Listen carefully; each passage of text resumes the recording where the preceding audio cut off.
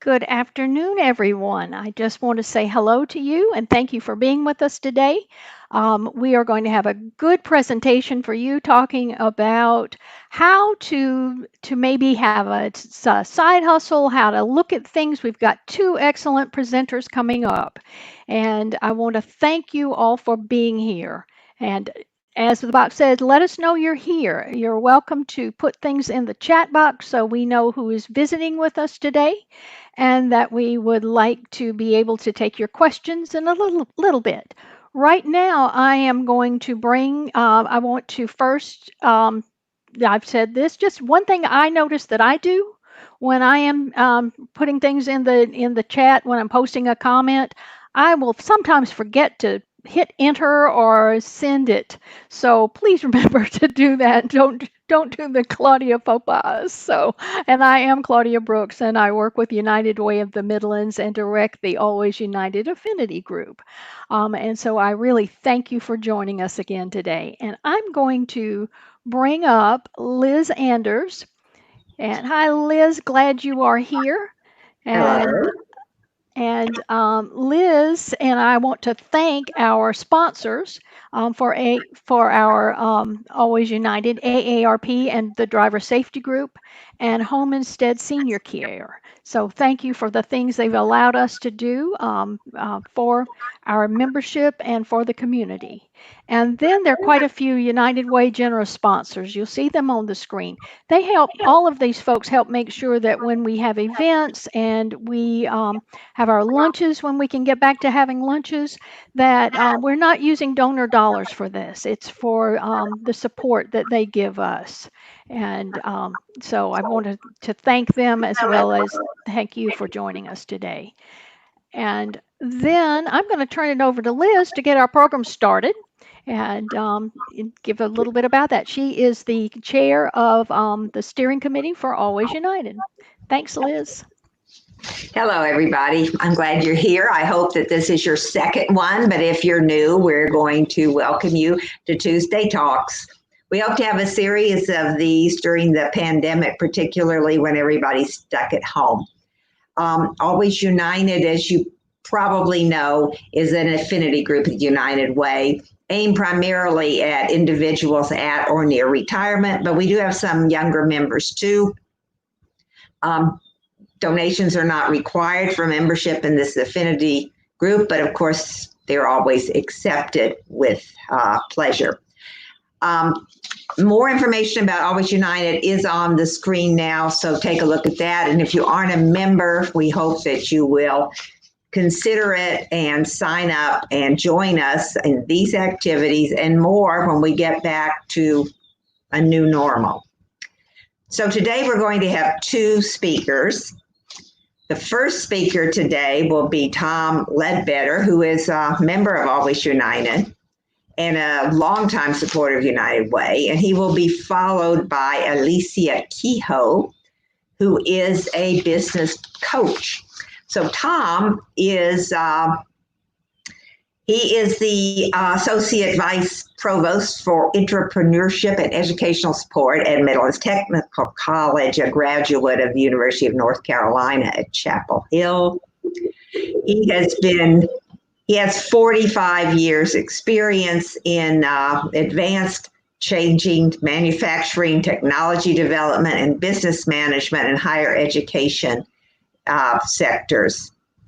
So we are very happy to present Tom. After Tom and Alicia have completed their presentations, there will be time for questions. Don't forget to send your questions in through the live comments. And now, here's Tom.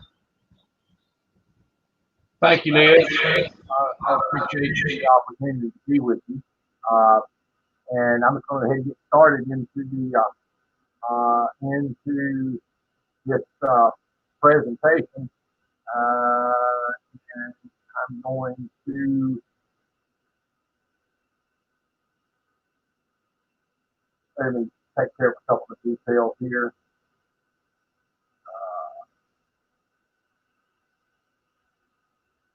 See if I can turn this off correctly.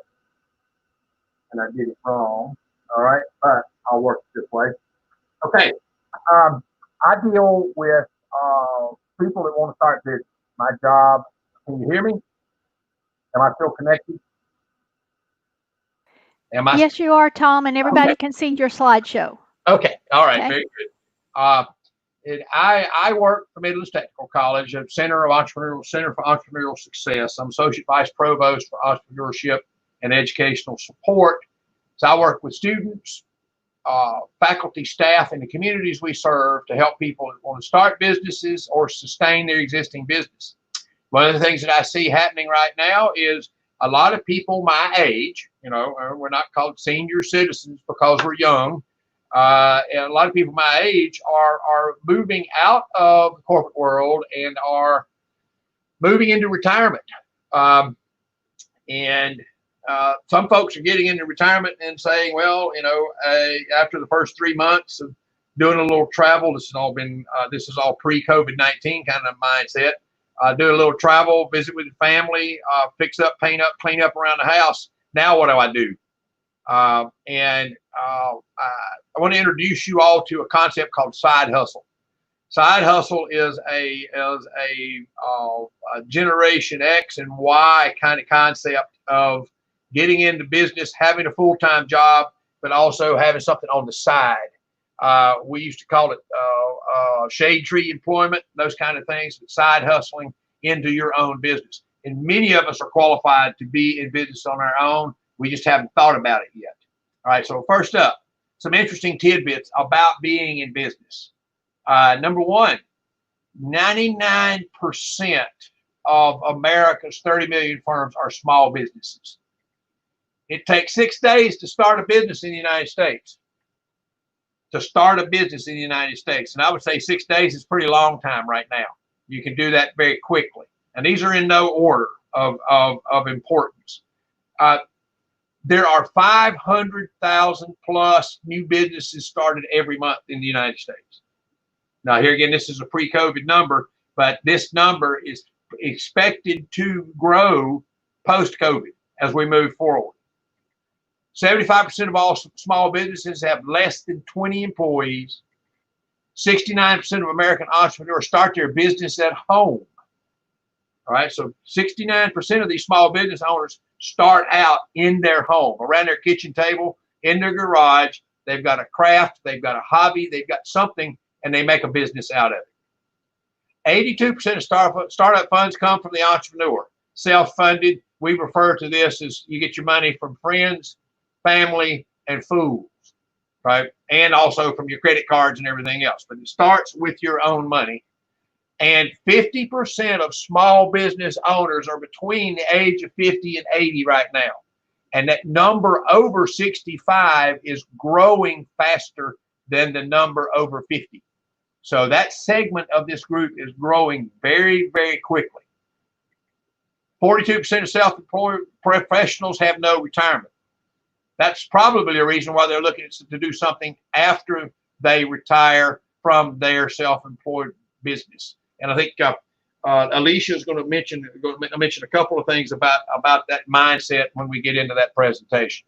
Okay, next up, this is a picture of business trends in 2020. It's awfully small in numbers here, but I've got a couple of things I want to highlight. First of all, these ages, and I'm going to come back and look at this again. 41% of business startups today are started by boomers. And that's age classification, folks, born between 1946 and 1964. And that is an extraordinary number. And that is, those are new business starts. Okay, so there's a lot of activity in the boomer generation about being in business for myself at some time or another. Secondly, the top 5 small businesses that folks go into, they're business services, they go into retail, and online retail is the fastest growing segment of the internet market today. They go into construction and contracting. Alicia's husband, Tim Kehoe, owns Kehoe Contractor, so he's in that segment. They go into residential commercial services or food and restaurant.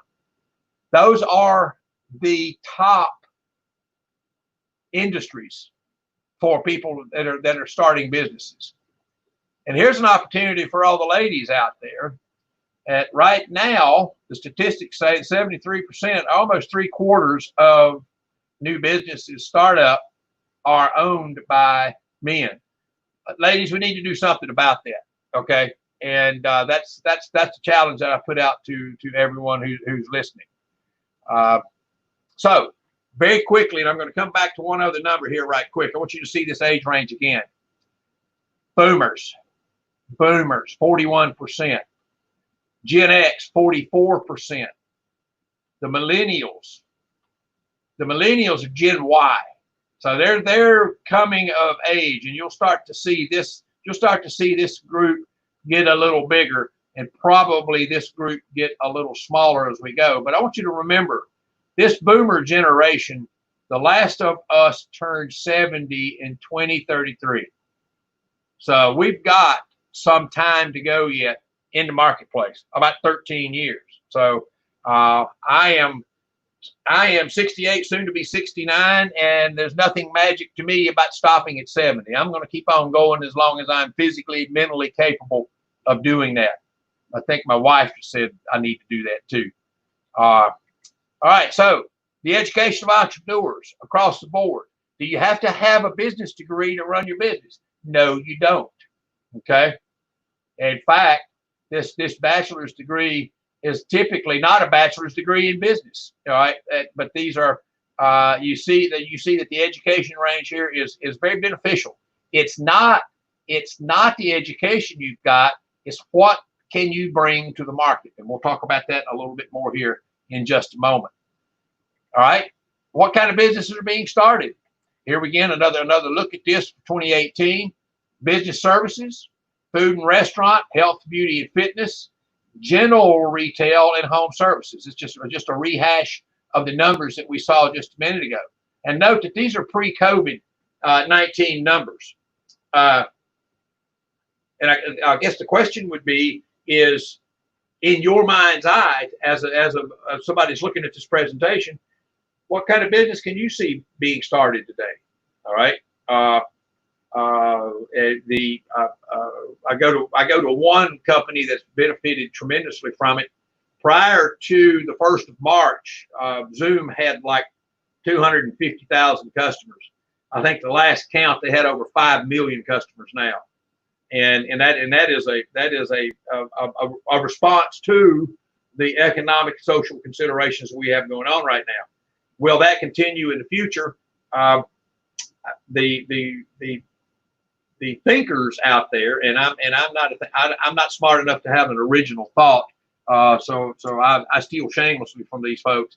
The original thinkers out there are thinking that there are going to be major business opportunities across several pieces of the market when the economy gets opened up a little bit and some of the social restrictions may be released. We don't know when that's going to be. Okay, just some statistics for you. By 2020, and this number is still in place and is actually higher than this because this was projected a couple of years ago, 50% of the workforce may be freelancers. And freelancers are working from wherever they need to work from, predominantly at home. Secondly, the average amount of a startup in capital cost is $10,000. That's average. And that's across the board, across industry. If you're doing something that requires the purchase of equipment, yeah, you're going to have to put some capital into it. But if you're offering a service, you may be able to get started in your service offering for way less than a quarter of this. So I want you to keep that in mind. Don't let money, if you've got the idea, you'll find the funding somewhere. $59,000 is the average small business owner's salary, if you take one. And many small business owners, as part of their startup leverage, are not taking a salary, but they have the opportunity to do so if they want to. And lastly on this, 1/3 of small businesses will last 10 years. And that's the 1/3 that actually make it.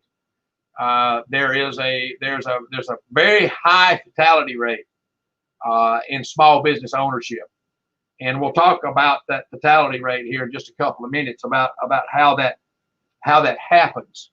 But 1/3 of businesses started today will be here 10 years from now, and that's probably an optimistic number in my opinion. All right, let's come to this. 2/3 of retail sales occur online. There is a wide open market for retail business to consumer or business to business opportunities here online. And you don't have to be a computer wizard to be successful with online retail. 43% of businesses of cyber attacks target small businesses. And I was kind of surprised by that number because I don't see small businesses as a place where the money is.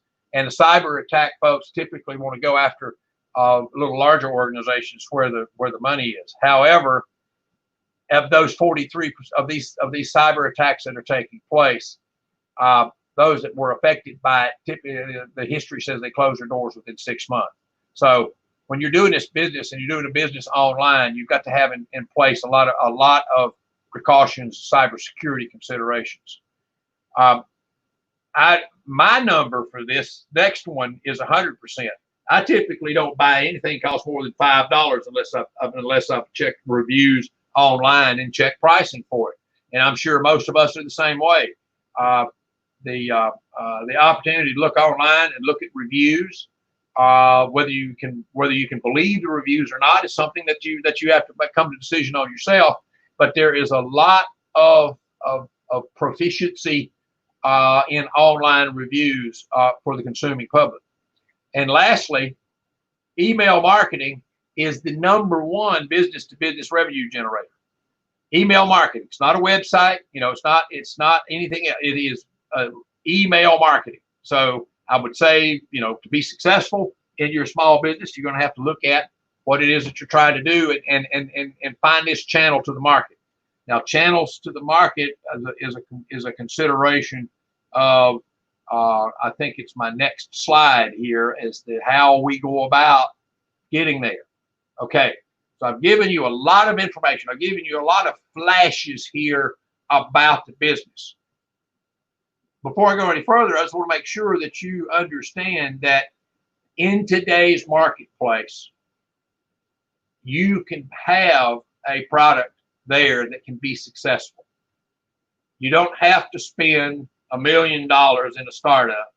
You don't have to, if you want to make a thing, you don't have to worry about making this thing yourself. There are contract manufacturers that will talk to you. You've got other options to do that. If you're offering a service, you have a service opportunity here that requires a little more work on the front end to really identify who it is you're going to be doing business with. And unfortunately, the failure rate of startup businesses occur because it's not the work of providing the service or providing the product that's a failure. It's a failure at the front end because you did not do your research and you did not start out going after the right customer segment in the right way. What you've got here is a business model canvas.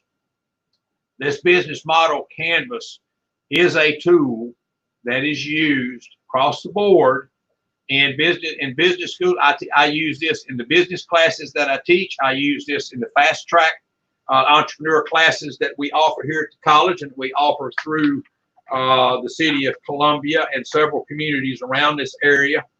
But this gives you the opportunity to sit down and start thinking about your business before you start doing anything about your business.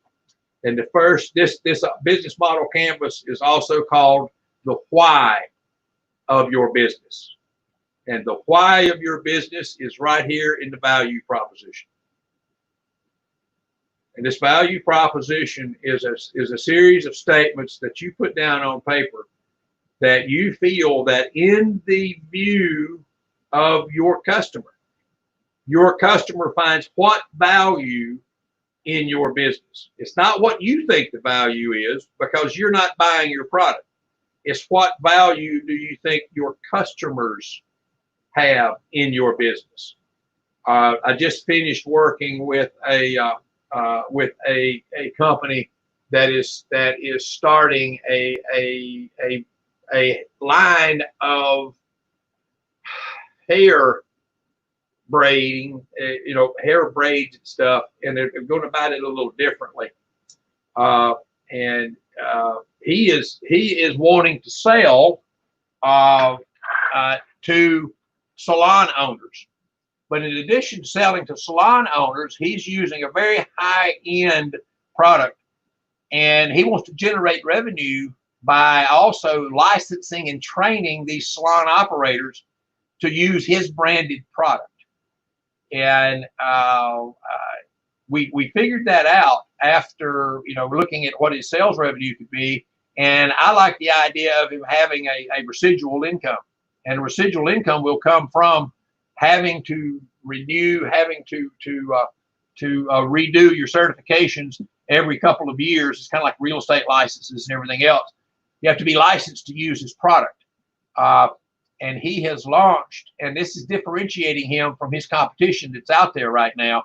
And he is finding that the whole idea of how he's presented his product to his market is making a big difference in how his salon owners, who are these customers, perceive his product. They see his product as being top end and being better because he's offering them the opportunity not only to buy the product and use the product, but also to be certified and to have on their door as they walk in a certified provider, certified salon owner in this product handling. When you look at the value proposition, you spend, I'm going to say, you get through this in a couple of weeks, because you've got to really look at the value proposition. You got to go out and talk to some people. Just because you think you have a great idea doesn't mean that the consumer is going to think it's a great idea. And this is where a lot of folks will deposit their first failure. They get a product or service ready to go. Take, for an example, they've got a product, a thing that they take all the way to the marketplace, and they find out that they missed a couple of key attributes that the customers would like to have had. And in that particular situation, what they find is they've wasted a lot of money, because if they've just taken the time to talk to customers about their product, about what it is, and not whether they're interested in it or not.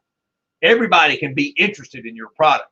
What you have to ask folks is this of value to you? And if it is of value to you, what would you pay for it? If you understand what it is if you understand what it is I'm presenting as far as the product's concerned. I use the analogy of interest versus commitment. Would you be interested versus committed to buy? And when you start having a conversation about ham and eggs, if you're having a conversation about ham and eggs, the chicken can be interested, but the pig's got to be kind of committed to the whole process in order to make it happen.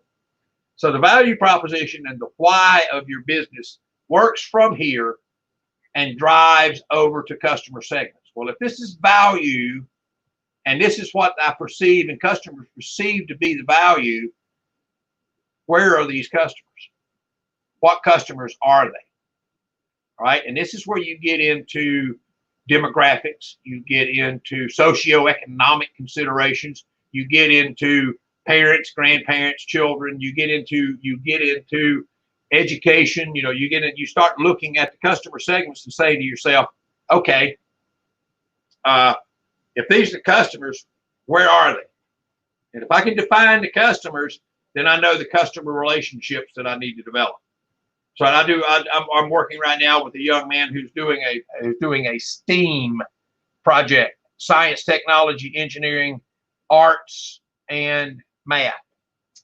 And his value proposition is that he brings to the table a package that is compliant with state standards, that has the components in it that's able to do, and that the teachers are certified in order to do this.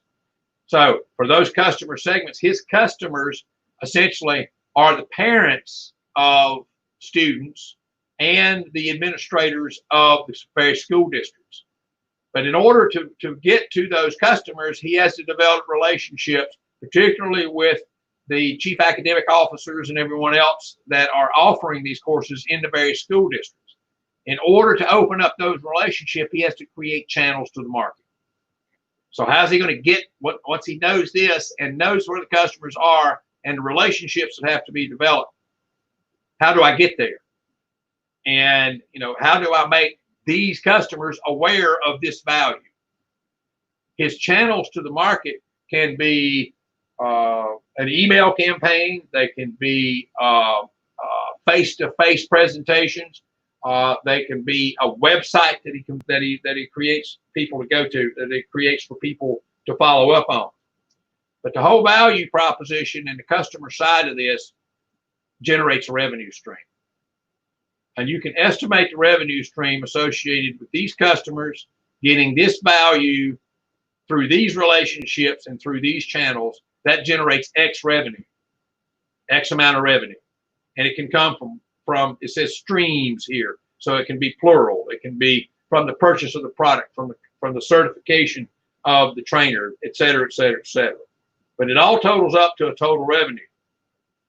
In order to make all this happen, there are things that you have to have in the background. They're called resources.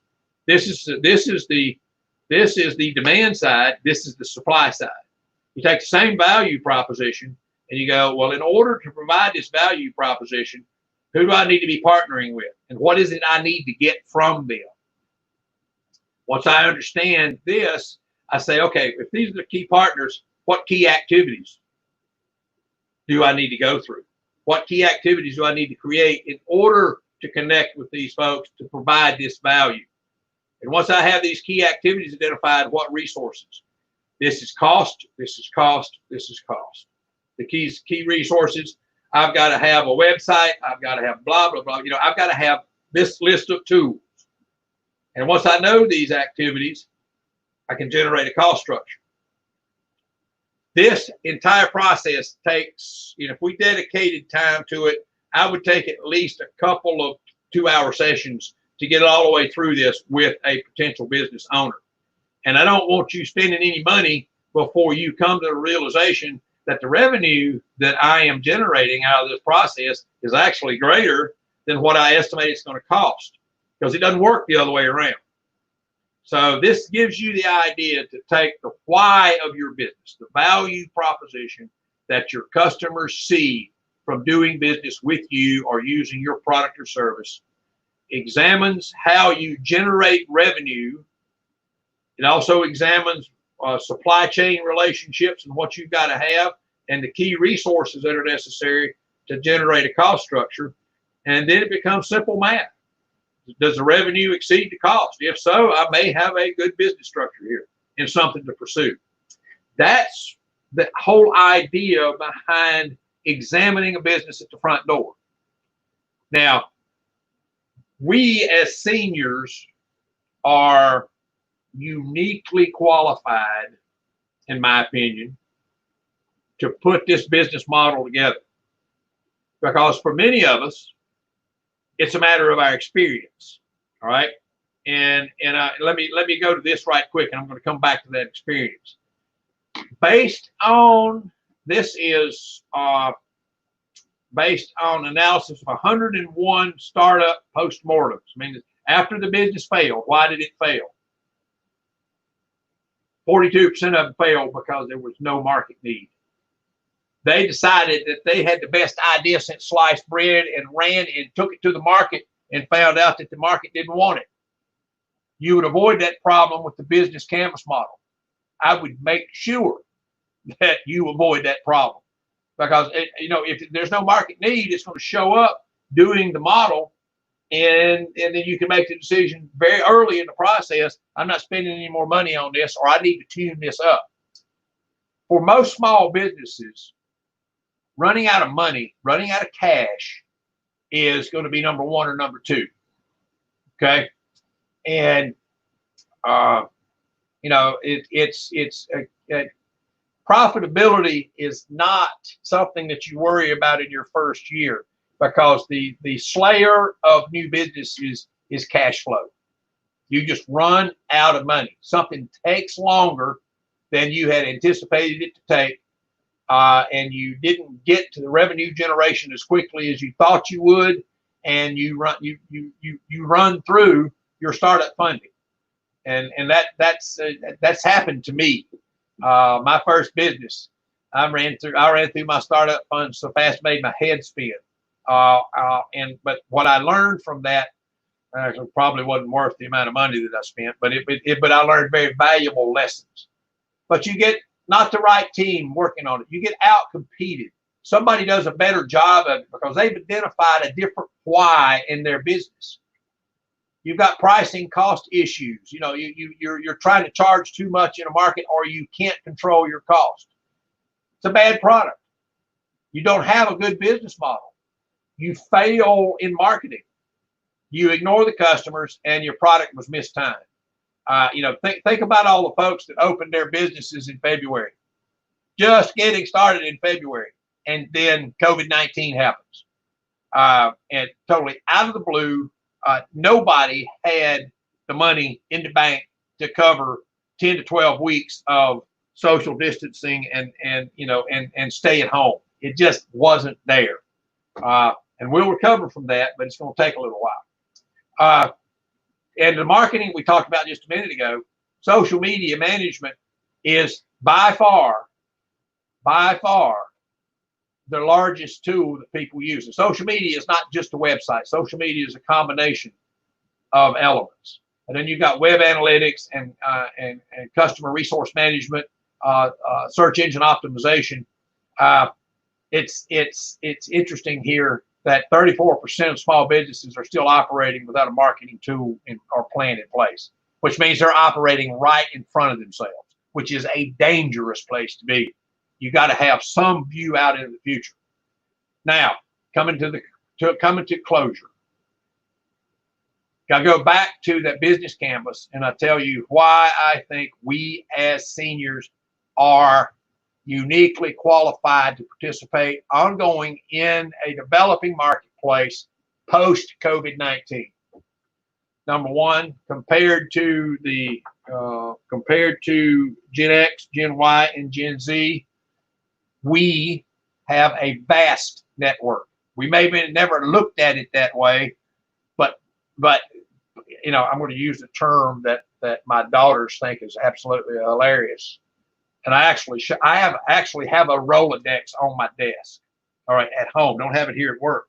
But I showed my daughters, this is an old Rolodex, and they said, "What is that?" And I said, "This is where you put business cards."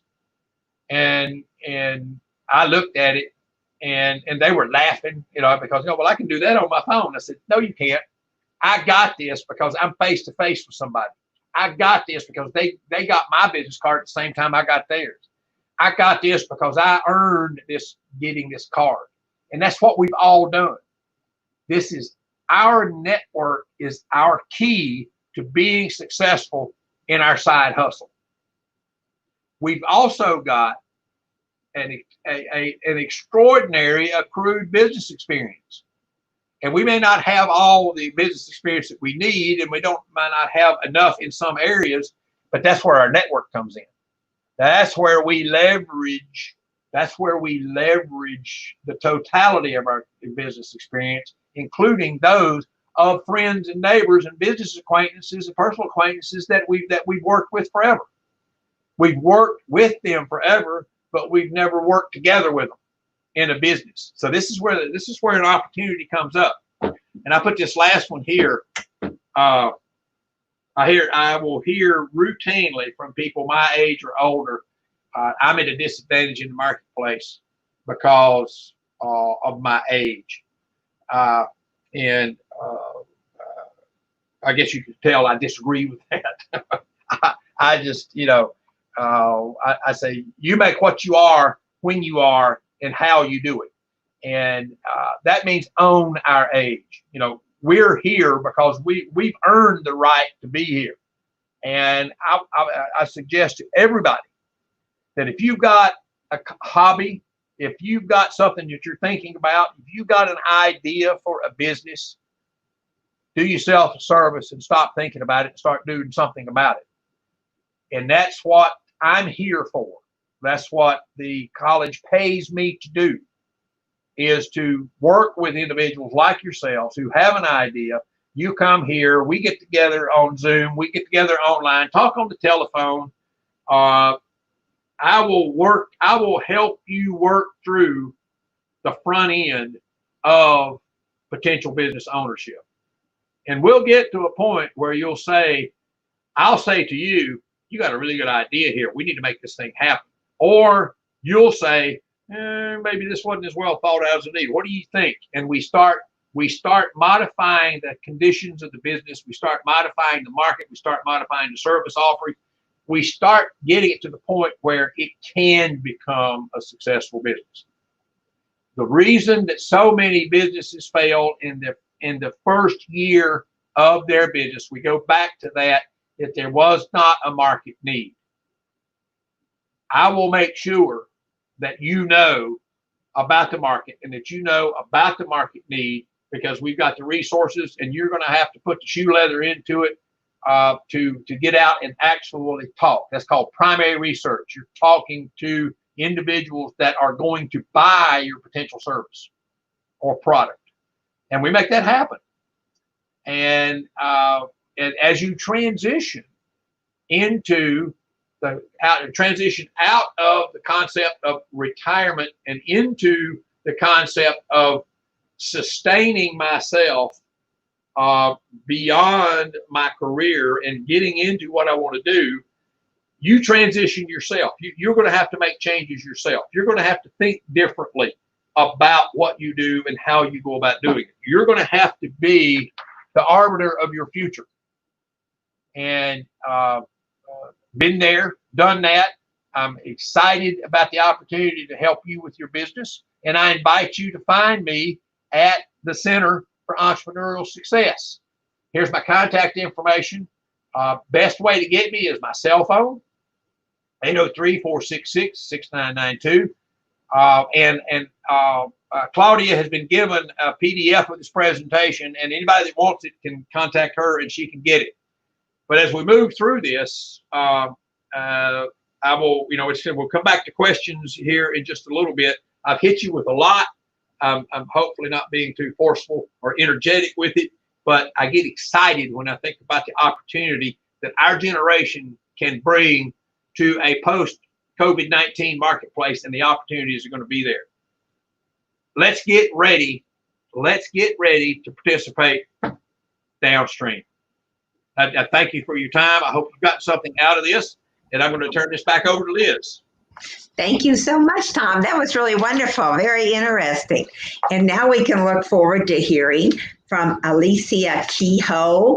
She's from Lexington, South Carolina. She has more than 30 years of experiencing helping people in educational corporate environments rediscover skills and passions to help the generations around them enjoy a meaningful life.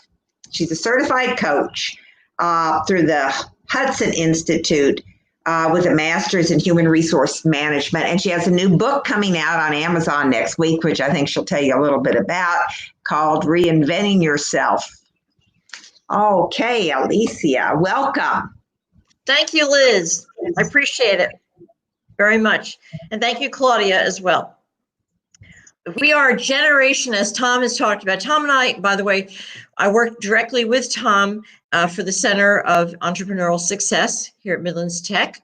So we've been working together actually about 4 or 5 years. I want to welcome all of you. You are Generation Encore, and I want to talk to you a little bit about what that's all about. Let me just really quickly tell you a little bit about my story.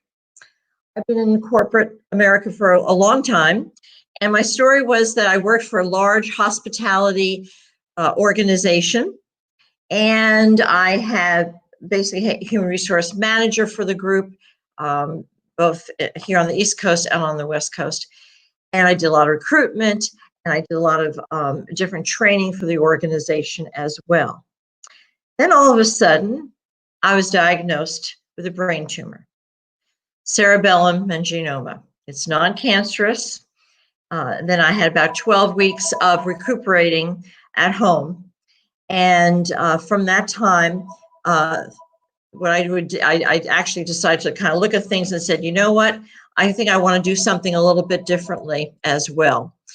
And so what I basically looked at is to kind of think about doing something differently. So basically, I wanted to put this out to you as well. Perhaps it's a time in your life when you need to pivot. You've heard that word a lot lately, to pivot your life. And now is a great time for you to refresh, pause, refresh, really revive and renew your life. In the next few minutes, I want to take some time to talk about that and how you, in fact, reinvent your life, yourself and your life. I just wrote a book about it, so I'm very happy to talk to you about that. So let's get into a little bit about here now. The first thing to really think about is really your purpose. And if we could have the next slide on that, that would be great, please. So in the handouts we're going to be sending you, there is a whole thing called Purposeful Life Formula. And if you wouldn't mind, when you get a chance to look at it, there are certain pieces on it. And looking at where you find your purpose is really looking at the gifts that you bring to the table, the passions that you have, impacts, how it also impacts yourself and other people, and the values of the value you bring to other people, as well as possibilities. And that all makes up your purpose as well. Then you kind of look at that, you can look at it a little bit further, and you narrow that down, and you really kind of visualize what's ahead for you as well. So think about those things as well. And at the end, I'll, of course, offer to all of you the ability to go through this with you. You can just give me an email. I'll be happy to set a time to talk to you about how to go through this particular part of the formula. Very, very important to do that. As well as you're starting to look at what you want to do next in your life. Let me go to your next slide, please. And this slide, basically on the left here, I don't know if you've seen the video. It's called the Aging America Project. It's from the Coming of Age group. And it talks a lot about life. And what happened apparently in 1935, the United States government decided to set up Social Security. And with that whole Social Security piece, they decided, life expectancy at that time was about 62 years old. So they said, okay, 65 is the arbitrary number we're going to give for retirement. But that was a very arbitrary number. And turning 65 is, as our group knows today, is very arbitrary. So I want to throw out to you a new term. The new term is protirement. And protirement is really where the whole idea is, how are you going to progress to the next part of your life? And, okay, so protirement basically is talking about how you're going to do that and how you're going to progress to the next part of your life.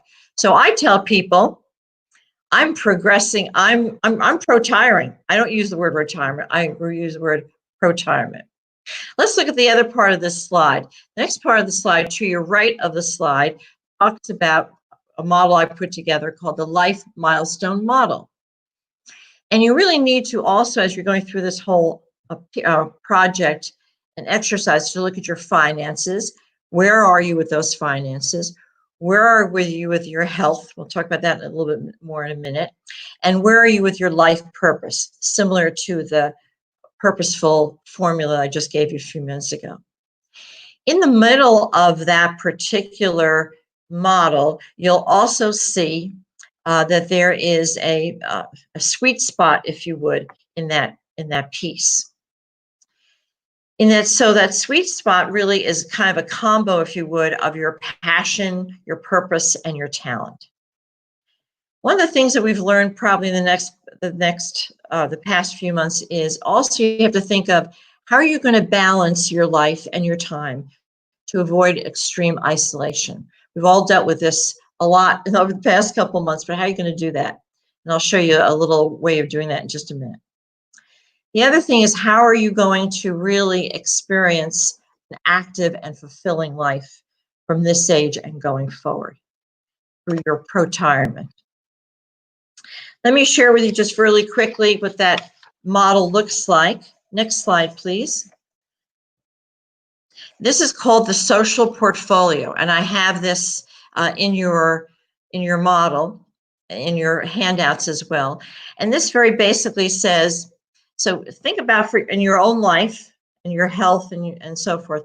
What are some things that you're doing that are, if you look at the top left quadrant, things that give you mobility, that you do it as a group, like Zumba classes, and gives you high mobility. And maybe water aerobics, that's one of the things I enjoy doing a lot. The other thing is, this next quadrant is, what do you do by yourself?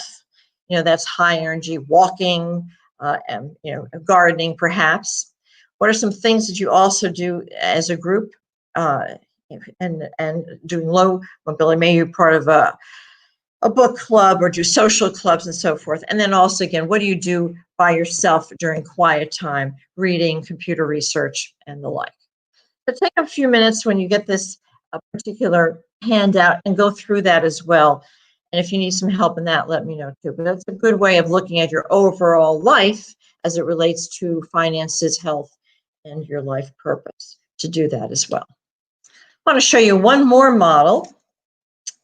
And this is what's called the Encore Map. You'll also see, you'll have this as a handout as well. And you'll also see this in my newest publication. But basically it's really looking at, what are all these transitions that you're going to be doing? What do you want to do next?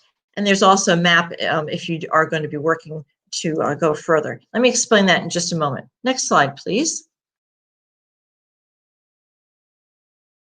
Okay, so here's what this Encore, that purple model, really talks to you about. Really talks about this transition.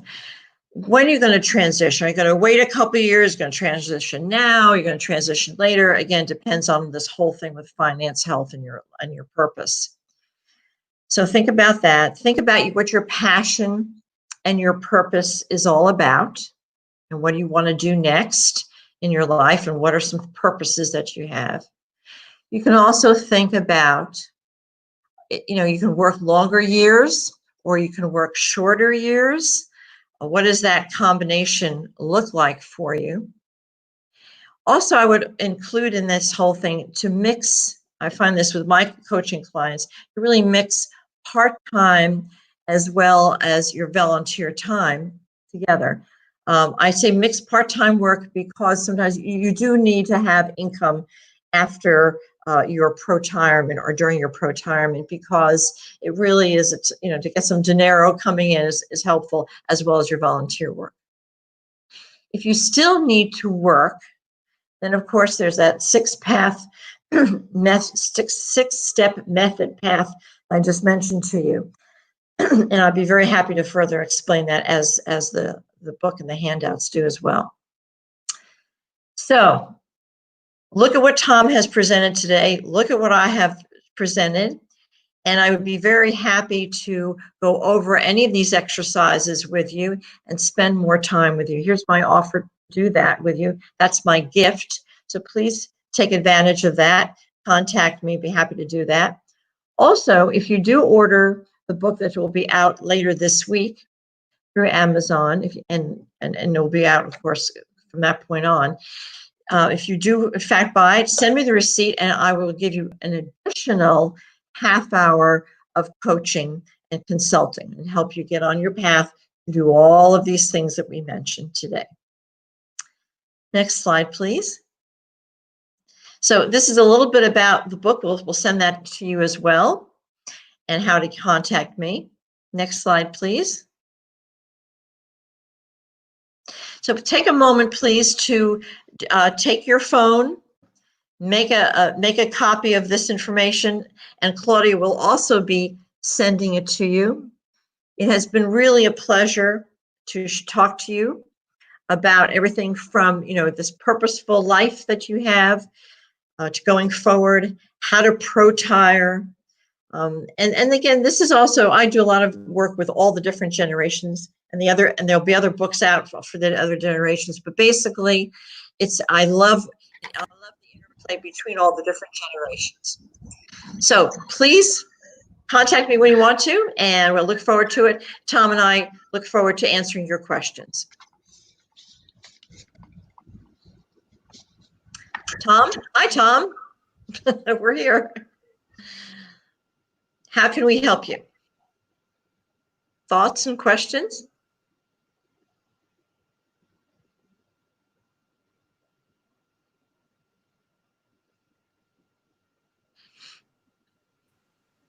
We have some questions that I think are coming up, but I'm having a little bit of difficulty. If you give me just a second, I'll see if I can make those work for you. Take your time. Thank you. Okay. But if you could maybe chat some about making a decision about, if you've got some ideas, how do you make the decision about what to do? You have to go, all right. And everybody's got ideas. Start, Tom. Do what? I mean, everybody's got ideas. All right. The difference between and I'll say this: there are no bad ideas. There's just some better than others. And what you do when you're spending your own money, you want to make sure that what you're doing is going to be worthwhile. A lot of folks will get it. Well, I've dealt with individuals who have come up with an idea, and their next call is to a lawyer, and they get a patent on a thing or something that they've come up with, and they come to me and say, "All right, let's start a business. I've got a patent on this product," and I look at their patent and I look at their product, and they're victim of a problem, and that is that the 7 out of 10 products that are patented aren't, by the time they get out of product development and get ready to be consumed, they've modified and morphed so much that they're not covered by the original patent. There is a right time to protect your intellectual property, your idea. There is a right time to move it forward, and that changes from business to business, product to product, service to service, as to when the right time to do that. If you've got an idea, I would recommend that you give me a call. We'll talk about it, because. And if it makes you feel better, I can use things like mutual non-disclosure agreements and everything else. But I'm not in the business of stealing ideas. All right. I am in the business of helping you get your idea to the table. So the right thing to do with an idea is to talk about it with somebody that you trust. And I would hope to be able to earn your trust in doing that. And then we'll make a plan. We'll get it going. Got a question here from Trina. What's the best way to start an online business offering administrative and technical services? Is the best way to start is to start with an understanding of the market itself. Who is it you're going to serve? How is it you're going to serve them? And who's out there already? Very seldom do we have the opportunity to start a business that represents a new product or service unseen in the marketplace, right? If you've got that, you don't have to worry about the competition. More often than not, somebody comes with me and says, "There's no product out there that can do what my product is doing."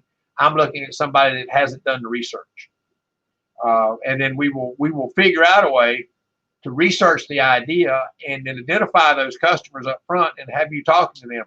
Because if you're going to be in a competitive situation, you're going to have to offer something that the competition is not offering in order to get them to move to you. So it's relatively simple. Alicia, when you look at that and you talk about pivoting, that's one thing that you find out very quickly. You have to pivot. I had to do that when I came here to South Carolina. We came to South Carolina actually to care for a family member. And I said, okay, well, I did my 30 years of corporate America. let me get back into my coaching programs and working with individuals as well as organizations. So I had to do a major pivot there. I really enjoy the fact that I have this past 10 years really continue my coaching. So that was a passion of mine. You know, I love doing the HR stuff, but there's a passion for me to help all the different generations. So you have to find out what that passion is. Please feel free to, you know, again, do those activities and let me help you go through those if you like. Again, and great comment again from Trina. We got another question. Is it necessary to be on LinkedIn, Facebook, or other social media sites for entrepreneurial connections?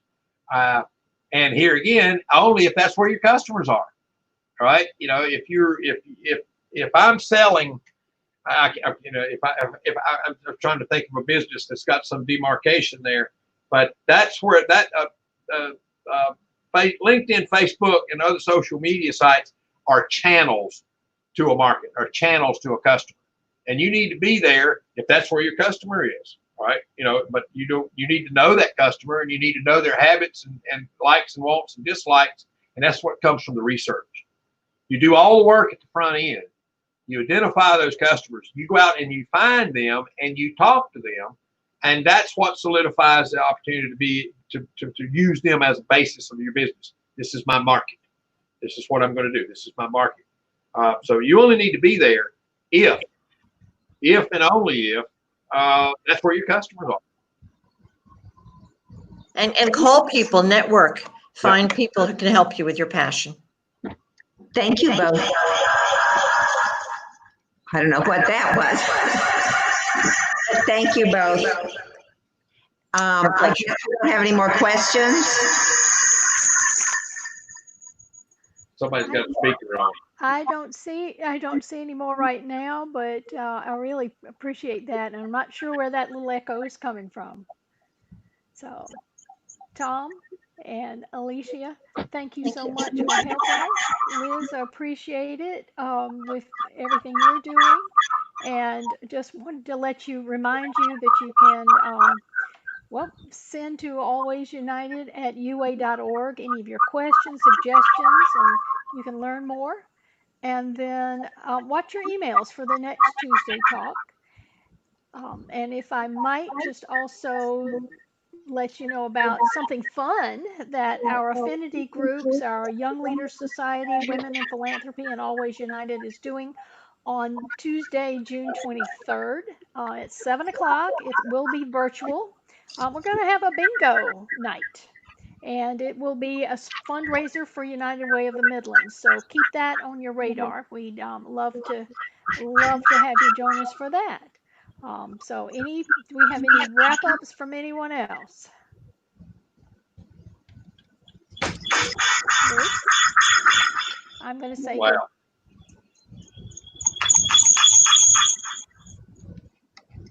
Thank you. Bye, everybody. Bye-bye.